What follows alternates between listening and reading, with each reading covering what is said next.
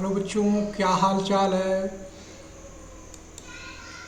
आज बच्चों हम देखेंगे आगे चैप्टर ग्रेविटेशन में केपलर का जो प्लैनेटरी मोशन है उसके बारे में केपलर ने क्या क्या नियम बताए थे उसके बारे में आज बच्चों हम देखेंगे।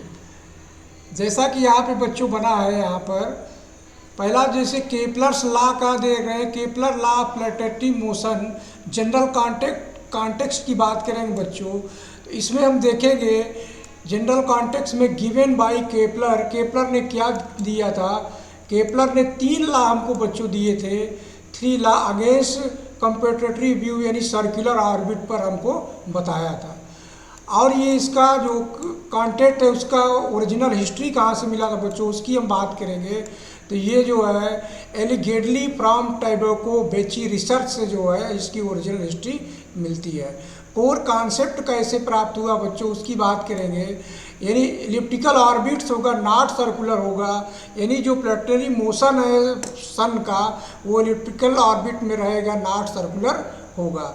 वेरिएबल प्लैनेट स्पीड होगी, मतलब प्लैनेट की जो स्पीड होगी बच्चों वो क्या होगी, वेरिएबल होगी। वेरिएबल सन प्लैनेट डिस्टेंस, और ये जैसे जैसे प्लैनेट से डिस्टेंस से दूरी होगा बदलती चली जाएगी। तो हम यहाँ पर बच्चों इसका कॉन्सेप्ट देखें। जनरल कॉन्टेक्स्ट इसका क्या था, हमने 3 चीज़ दिया जो केपलर ने जो दिया वो 3 लॉज दिए।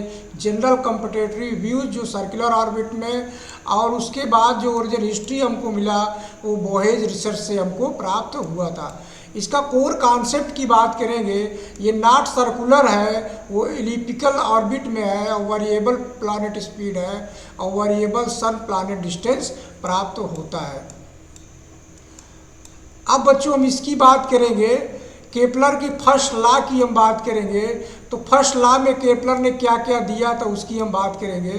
तो पहले स्टेटमेंट केपलर ने क्या दिया था उसकी हम बात करते हैं। Planet revolve around the sun in elliptical orbit, कि प्लैनेट जो रिवॉल्व करेगा सन के वो एलिप्टिकल ऑर्बिट में करेगा। Sun is at the one focus of the ellipse, यानी सन का जो एक फोकस होगा एलिप्स पर होगा। इस तरह हम यहाँ पर समझ सकते हैं।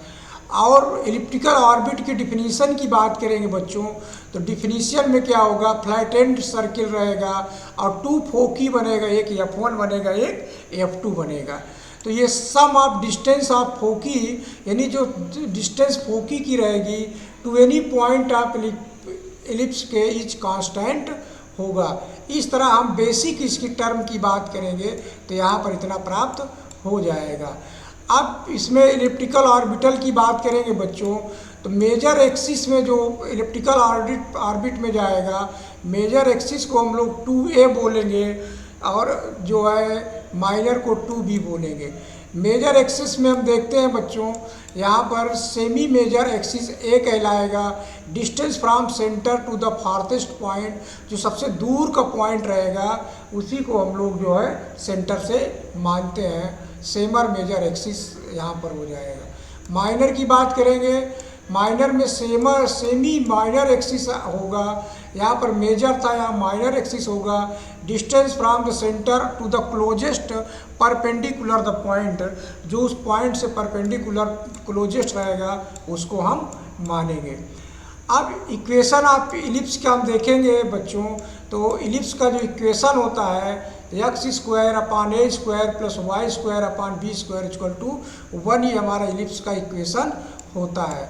रिलेशन बिटवीन a b और e की बात करेंगे तो ये हमारा रिलेशन प्राप्त होता है b² बराबर a² 1 माइनस e का स्क्वायर, ये हमारा रिलेशन a b e का प्राप्त हो जाएगा। एसेंट्रिसिटी की बात करेंगे तो एसेंट्रिसिटी में हम देखते हैं बच्चों, indicates the flatness deviation of circle range, इसको 0 से e और ग्रेटर देन 1, e बराबर 0 हो जाएगा तो ये क्या हो जाएगा, सर्किल में हो जाएगा। और e अगर 1 से बड़ा है तो मोर इलिप्टिकल या ओवल में प्राप्त हो जाएगा। अब इसमें हम बच्चों देखते हैं कि फोकी कोऑर्डिनेट की हम बात करेंगे, तो यहाँ पर फोकी कोऑर्डिनेट जो हमारा बनेगा प्लस माइनस AE0 प्राप्त हो जाएगा। तो हमने यहाँ पर बच्चों इसका पूरा जो डिफिनीशन यहाँ पर देखा कि हमने यहाँ पर 3 4 का केपलर लॉ का डिफिनीशन देखा। अब यहाँ पर हम बच्चों केपलर के सेकंड लॉ की बात करते हैं। हमने फर्स्ट लॉ पूरा कंप्लीट कर लिया। ये फर्स्ट लॉ की सब जानकारी थी जो हमने आपको सब शेयर किया। ये केपलर का क्या था बच्चों, फर्स्ट लॉ का था, जिसको हमने आपको डिस्कशन किया। इतना हमारा ये फर्स्ट लॉ का केपलर का था। अब इसको हम धीरे धीरे मूव कर देते हैं बच्चों, जिससे अगर आपको लिखना हो तो आप लिख सकते हैं। यहाँ पर प्लैनेट का दिया स्टेटमेंट का, और इस तरह हम इसको समझ सकते हैं। अब केपलर का जो सेकंड लॉ है उसकी बात करेंगे बच्चों। केपलर का सेकंड लॉ क्या क्या है हमारा, उसकी हम बात करते हैं।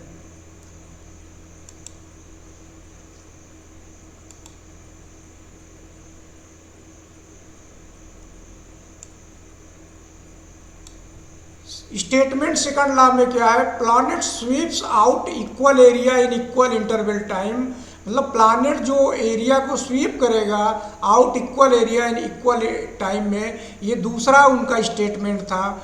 एरियल जो उसका रहेगा, एरियल वेलोसिटी dA/dt सदैव क्या रहेगा, कांस्टेंट रहेगा।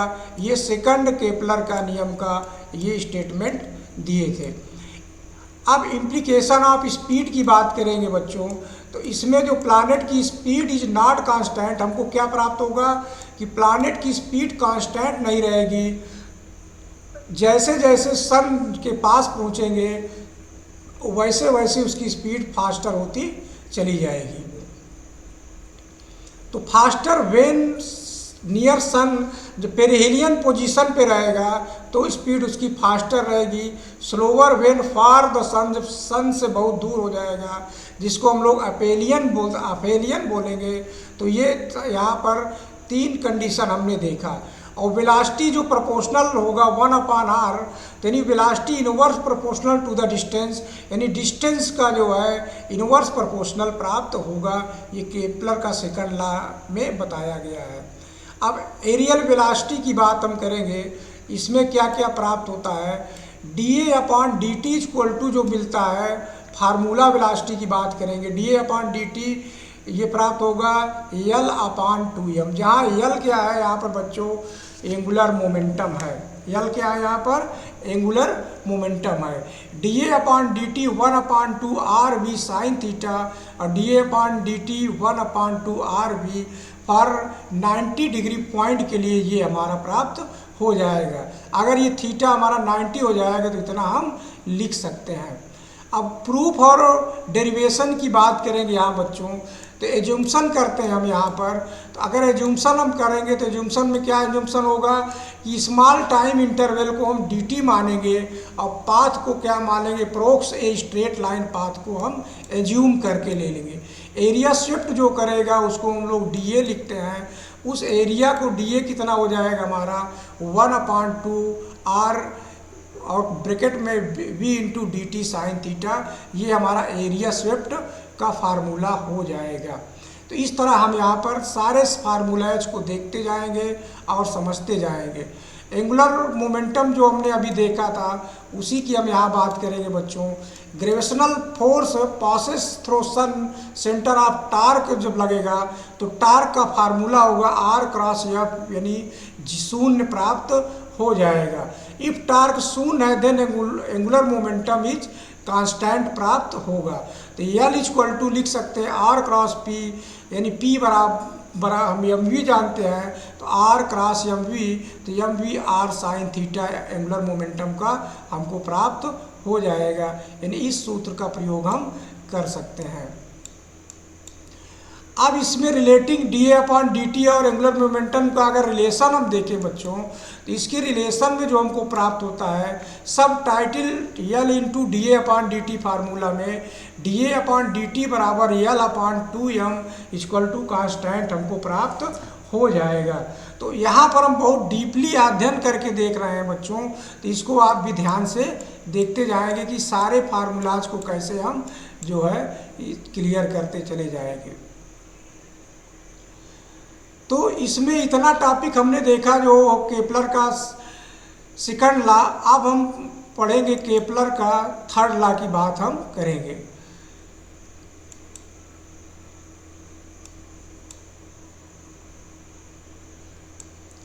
केपलर थर्ड लॉ में आते हैं बच्चों।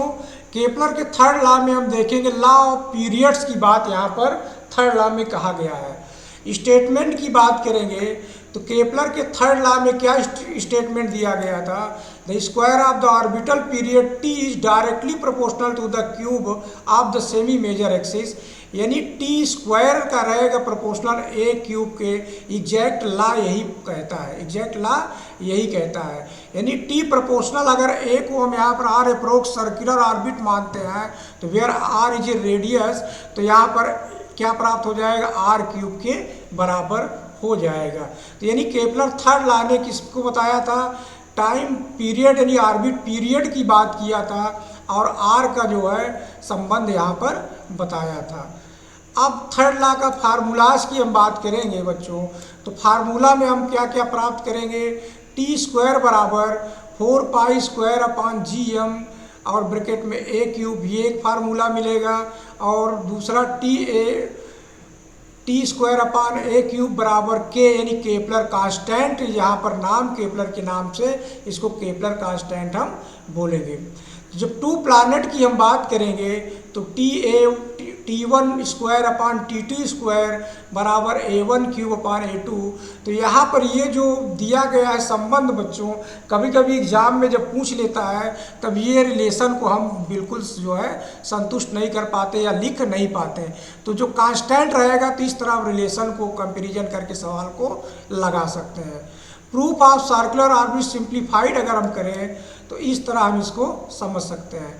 एज्यूम करिए बच्चों सर्कुलर मोशन है तो रेडियस आर दिया है जब यहाँ पर, तब हम कैसे इसको समझ सकते हैं।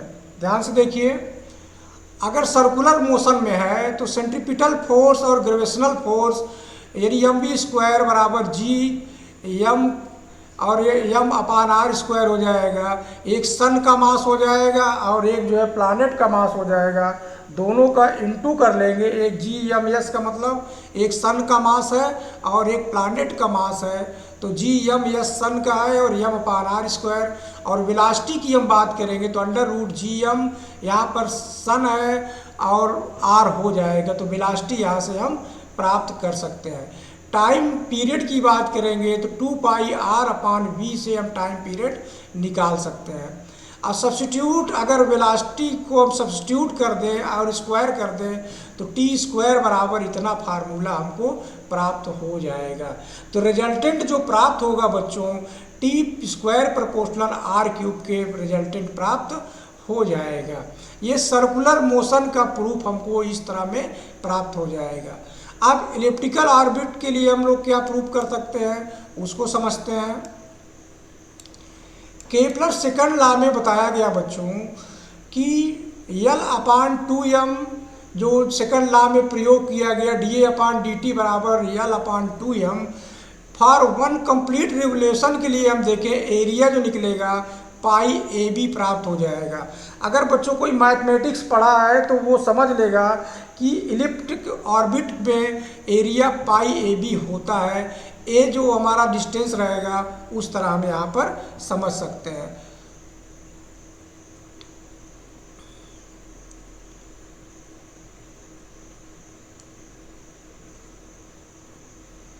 क्लियर हो रही बात बच्चों यहाँ पर। अब एरिया हम निकाल लेंगे पाई ए बी, जहाँ हमारा टाइम क्या होगा टी हो जाएगा, टाइम क्या होगा टी हो जाएगा।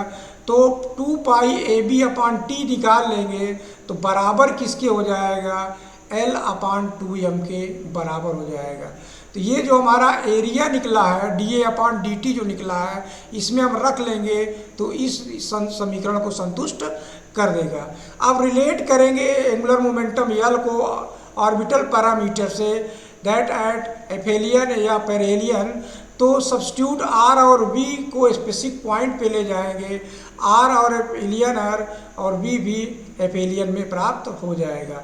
आफ्टर एलिजिबिट मैनिपुलेशन द स्क्वायरिंग जब कर देंगे तो इतना होगा, तो रिजल्टेंट दोनों का सेम प्राप्त हो रहा है।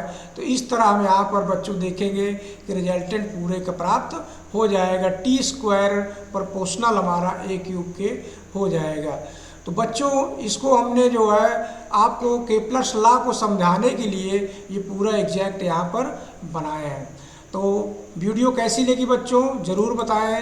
धन्यवाद बच्चों।